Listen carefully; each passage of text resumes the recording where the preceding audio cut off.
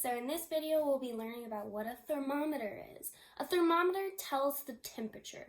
So it tells how hot or how cold it is outside in the air. It measures what's called heat energy. So if it's really hot outside, that means there's a lot of heat energy. When there's a lot of heat energy, we feel warm or hot, depending on how much heat energy there is. But if there's not a lot of heat energy, that means we feel cool or cold. And the heat energy that's in our own skin, in our own bodies, leaves us to go to the air. When it's hot out, we feel the heat transfer from the air to our skin. And when it's cold out, we feel the heat transfer from our skin to the air. And that's a little bit complicated, but pretty much you just need to know what a thermometer is. And a thermometer tells the temperature. It tells how hot or how cold it is outside. So thermometers are a little bit difficult to read, and I'm going to give you a little basic overview of how to read a thermometer. So in the United States, we use Fahrenheit, but the rest of the world uses Celsius, the Celsius scale. And what we say is if it's 72 degrees Fahrenheit, or it would be, I think, 19 degrees Celsius. So right now I have my thermometer in the fridge. I'm hoping that it gets cooler since it's kind of hot outside today.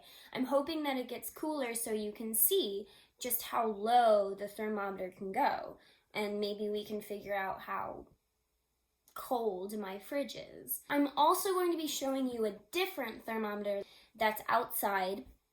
And it has this red, like liquid almost in it, and it goes up and down. And the very, very top of the liquid, the very, very top is the degrees that it is.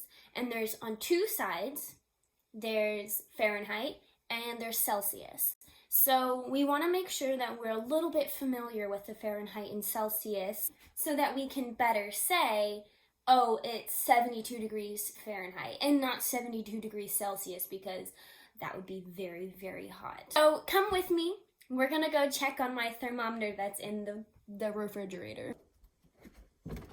Oh, okay. All right, so I have my thermometer here. You can tell that it's in Fahrenheit because there's a little F down there. And if you look closely, the F has a little like circle next to it. That stands for degrees. If you have a number and then you have a little circle next to it, that tells you that it's temperature. Right now it's about, if this is 50, this little mark is 50, and this mark is 60, it would be around the middle, probably like 55, we'll say. 55 is in the middle of 50 and in the middle of 60, and you can see that it's in the middle of 50 and 60. So if you look closely, you can see that there's lines that differ in size.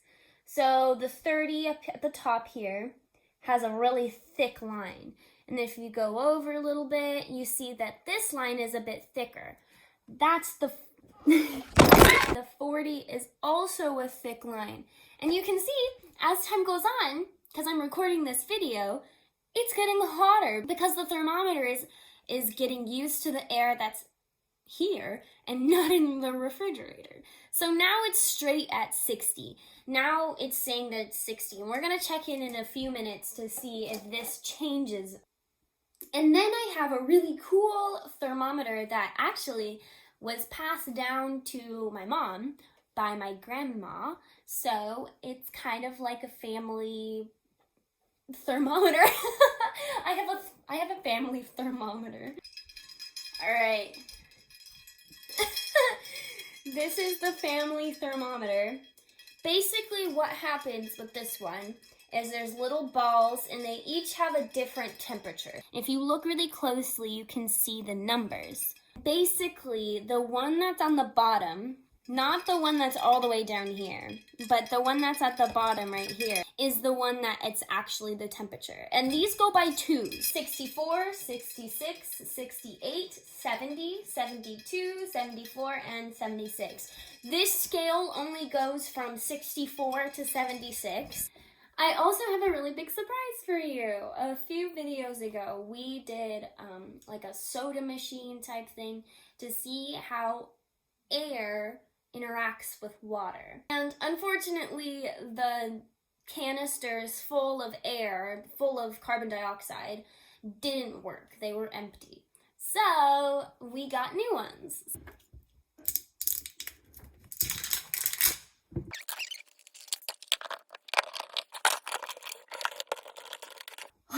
All right, this is the moment of truth. Let's see. That worked so well.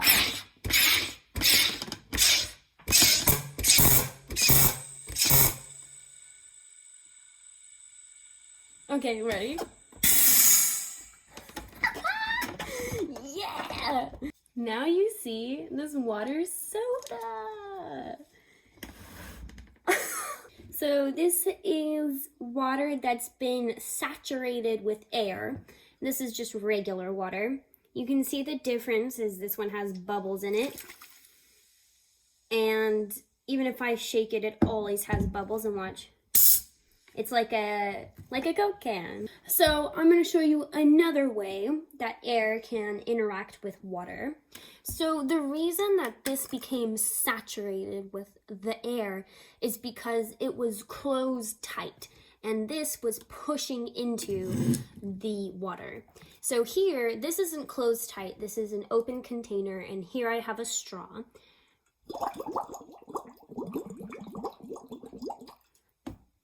So you can see that the air goes inside the water, but it doesn't stay there, it goes to the top.